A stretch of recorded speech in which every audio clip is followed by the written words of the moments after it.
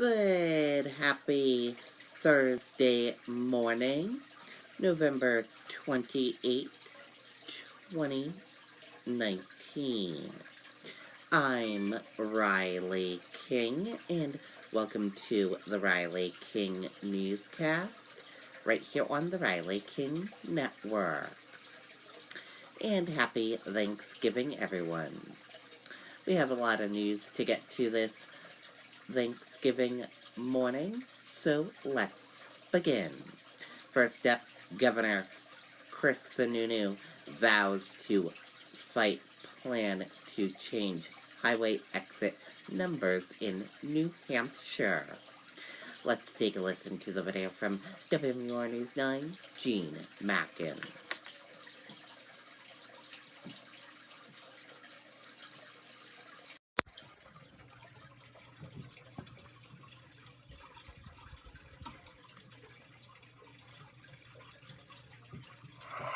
November is cab month at your My Hidra tractor dealer.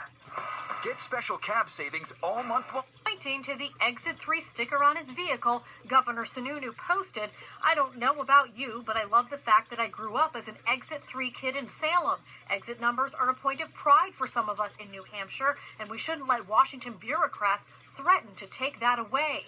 The governor goes on to say New Hampshire received the lowest level of federal highway funding of any state and that mile markers are also posted here. We do things a little differently in New Hampshire, and where the exit you kind of grow up on, the exit you live on, is something, it says something about us and our town. I grew up at exit 3, I live at exit 10. To have a bunch of faceless bureaucrats in Washington try to change our system, no, we're going to put up a fight on this one. The plan to renumber New Hampshire exits according to mile marker instead of sequentially is endorsed by the State Department of Transportation, saying federal funds would pay for most of it as part of the state's 10-year highway plan.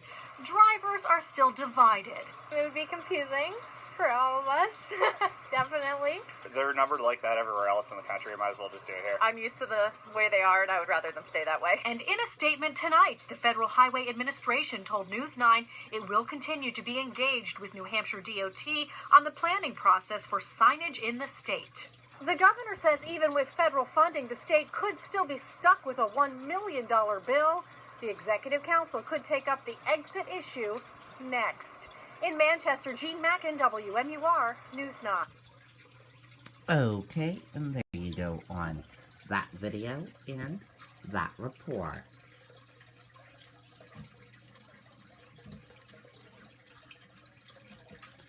Manchester man killed in construction incident on Mass Highway. Let's take a listen to the video from WMUR News 9 and WCVB Boston.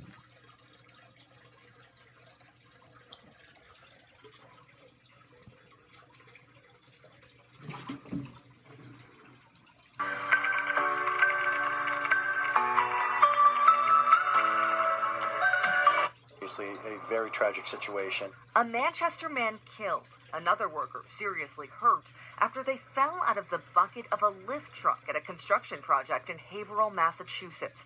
The two landed on the barge about 50 feet below. The workers were preparing for a demolition phase that's coming up in the coming weeks when the accident occurred. Both men were subcontractors for SPS New England. The company is replacing the bridges along I-495 that span the Merrimack River. MassDOT says the $110 million project started more than a year ago and had been accident-free until this morning. Anytime there's an incident on any construction site, the entire industry feels it, and it's especially difficult when it's one of your own. It's not clear why the workers fell from the bucket. MassDOT will only say they were preparing for the demolition phase of the project. Local and state investigators interviewed employees at the site to try to piece together what happened. All work is now on hold while OSHA determines whether this was a mechanical or operator error. This project is going to be shut down for the next several weeks until the investigation is concluded, and we are able to open up the job again in a safe manner. The names of the two workers have not been released. We do know the man from Manchester was 44 years old. His coworker had serious injuries, but we're told he is stable and was talking earlier today. Okay, and there you go on that video and that report.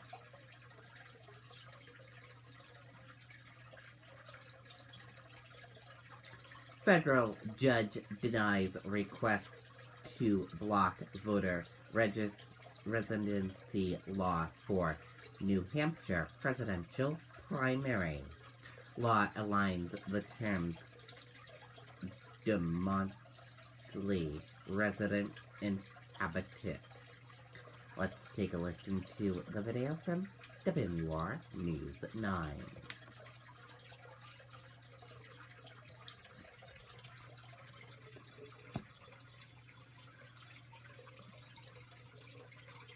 At Beltates, customers will find everything they need for a building project. The brand names you trust to perform. And with a fleet of over 50 delivery vehicles, we deliver when and where our customers need them. Beltates Building Products. 9 locations throughout New Hampshire and Massachusetts. Tonight, a federal judge is allowing the state's controversial voter residency law to take effect for the 2020 New Hampshire primary. The ACLU asked for an injunction to stop its enforcement for the presidential primary. It said HB 1264 unconstitutionally restricts the right of students, young people, and those new to the state to vote because of confusion over the law. But the judge ruled the state has provided information to local clerks that should clear up any confusion. Okay, and there you go on that video and that report.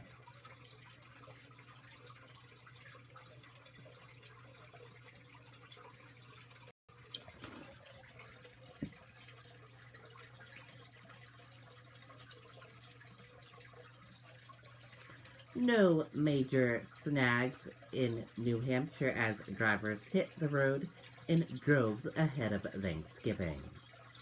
Travelers hit roads early to avoid Thanksgiving rush. Let's take a listen to the video from WR News 9, Charisse LeClaire.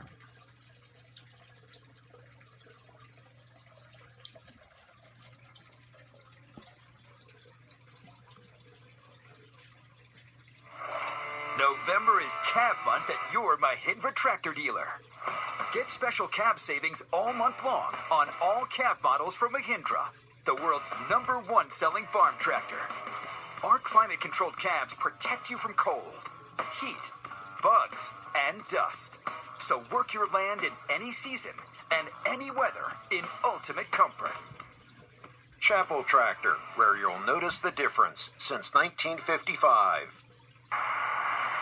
You'll be sharing the roads this holiday. AAA expects it to be the busiest Thanksgiving travel rush since 2005, with 49.3 million Americans driving to their destinations, nearly 3% more than last year. 2.4 million people in New England alone will drive 50 miles or more. But travelers say the commutes haven't been too bad today in and around New Hampshire. We left Boston about an hour ago, and we're heading to Vermont, and so far so good. Plans were to leave super early. We left from Boston, so like Dorchester. Definitely wanted to get out of there as soon as possible. Granite Staters at the grocery store picking up their last-minute items took it in stride, too. We just came from Nashville. It wasn't too bad. 285,000 New Englanders are expected to fly to their destinations. This man just arrived from Germany to spend Thanksgiving with his grandmother and said the airport was smooth sailing. No, it was everything quiet. I mean, it's everything cool here. It's true. You know? Even the supermarkets are relaxed. And if you want to make travel very easy on yourself, there's always this idea. I like having my family come to me. There you go. Just avoid the roads altogether if you're hosting Thanksgiving tomorrow. Meantime, state police are asking people to make sure that you buckle up and don't drive impaired or distracted. Live in Hooksett, I'm Charisse LeClaire, WMUR News 9. Okay, and there you go on that video and that report.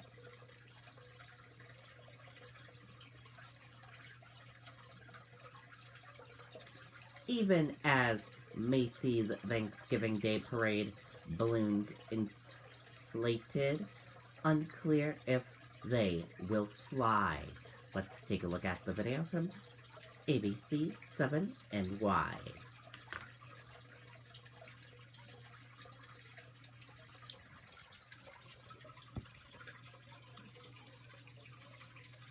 Casper's Black Friday and Cyber Monday sale is their best deal ever. Now you can get the award-winning mattress for 15% off. The one that over 50,000 people gave a perfect 5-star rating. You've waited for this moment. Now, it's here.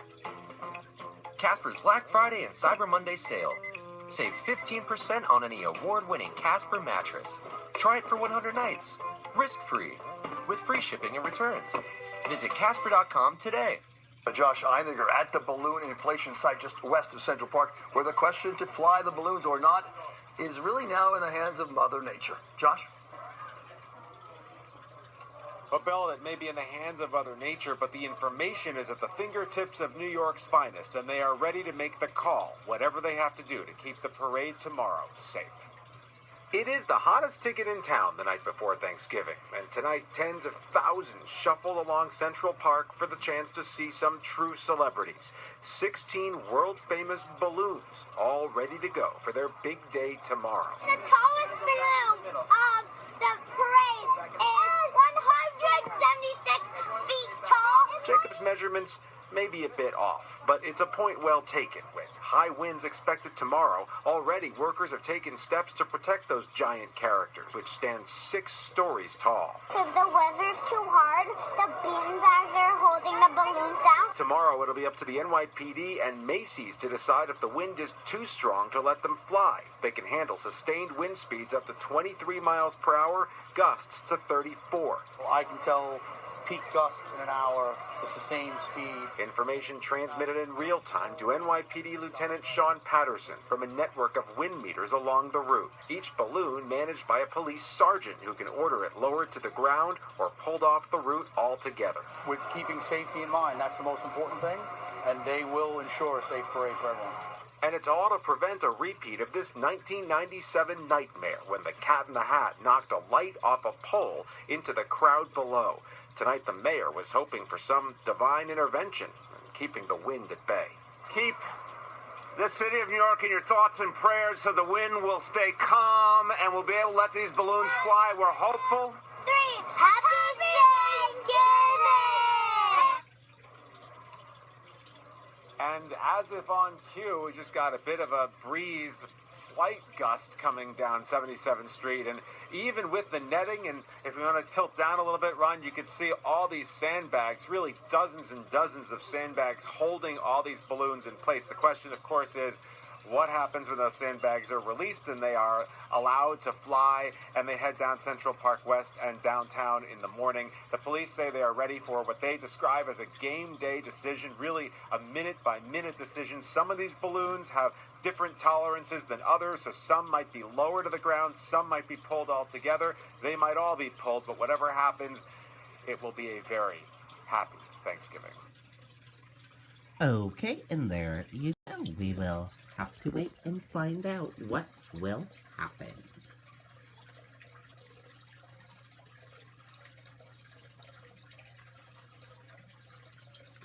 Last minute turkey questions answered on the Turkey Talk line. Let's take a look at this video from Good Morning America.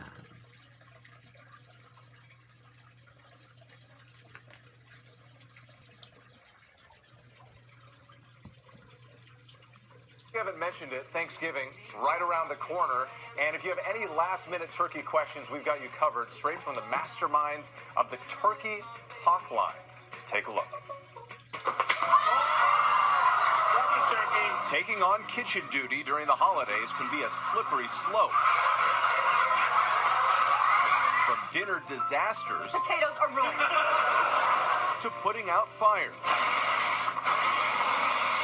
Cooking the Thanksgiving meal is no easy task. Oh, God. I can't get it in. But what if there were an answer to all those prayers? Turkey Talk Line. This is Carol. Hi, how can I help you? Cue the Turkey Talk line, a phone number more than 4 million ambitious holiday chefs have been calling since 1981. Oh, good. It's not hard. Carol Miller is one of the seasonal vets and is part of a group of professionally trained experts eager to answer any and all cooking-related questions. The team has a lot of spirit. They really do like helping people. Very good way to cook a bird is on a rotisserie, yes. The team ready for all scenarios. I once received a call from a woman who wanted to know if she could thaw her turkey in the dryer. No matter how ridiculous. We had a man who wanted to cut his turkey in half, and he was going to use a chainsaw. I would see vegetable oil on the turkey when you cook it, but no chainsaw oil. Not a good idea. Whether by phone, text, or social media, wobble on over to the Turkey Talk line for help this holiday season. Yeah, people are there to help, but also you got to defrost your turkey. Make sure you defrost. Especially if you're frying the turkey. Exactly. Well, hey there. Okay, and there you go. Turkey hotline number for people with help cooking the turkey. Very cool indeed. History of Thanksgiving. Let's take a look at the video from the History Channel.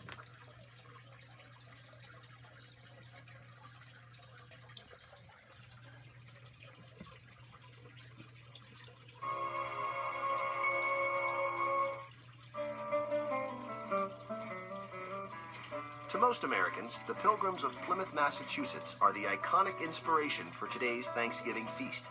After the winter of 1620 killed almost half of their people, the colonists formed a relationship with the neighboring Wampanoag tribe, who taught them about fishing, planting, and hunting. By autumn of 1621, the colonists had collected enough food to feed the community through the coming winter. The Wampanoags joined the colonists for a 3-day feast in honor of their bounty. The feast probably did not include our modern Thanksgiving staple, turkey. More likely, the colonists and Wampanoags dined on roast goose, along with corn, codfish, and lobster. This 1621 harvest meal is now commonly thought of as the first Thanksgiving.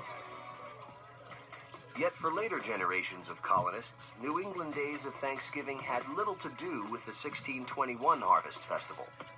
Theirs was a religious holiday, descended from Puritan days of fasting, prayer, and giving thanks to God. Every autumn, the governor of each colony would declare days of thanksgiving for bountiful harvests, victorious battles, or drought-ending rains. In 1777, the Continental Congress decreed that all 13 of America's colonies celebrate a national day of Thanksgiving that year in celebration of their victory over the British at Saratoga. By the mid-19th century, many states celebrated the holiday. However, the date could vary by weeks or even months. A determined magazine editor named Sarah Josepha Hale set about establishing a national Thanksgiving Day. She passionately believed that such a day would help unite a nation headed towards civil war. Hale began a one-woman letter-writing campaign, urging politicians to establish an annual day of Thanksgiving. Her efforts were finally rewarded by Abraham Lincoln, who saw the unifying potential of the holiday. In 1863, 4 months after the victory at Gettysburg, he declared the last Thursday of November to be Thanksgiving Day. By the 20th century, Thanksgiving was a welcome day of leisure from a 6-day work week. In the 1920s, the National Football League was formed. In an effort to boost attendance, the fledgling Detroit Lions devised the concept of a Thanksgiving Day game. Parades also became a Turkey Day tradition, and department stores quickly saw their value as a kickoff to the Christmas shopping season. The Macy's Thanksgiving Day Parade began in 1924, and year after year, millions of New Yorkers braved the cold to watch the festivities. Most of all, Thanksgiving is about family. With modern life moving faster than ever, Thanksgiving gives us a day to take a collective breath, reconnect with loved ones, and remember just how much we have to be thankful for.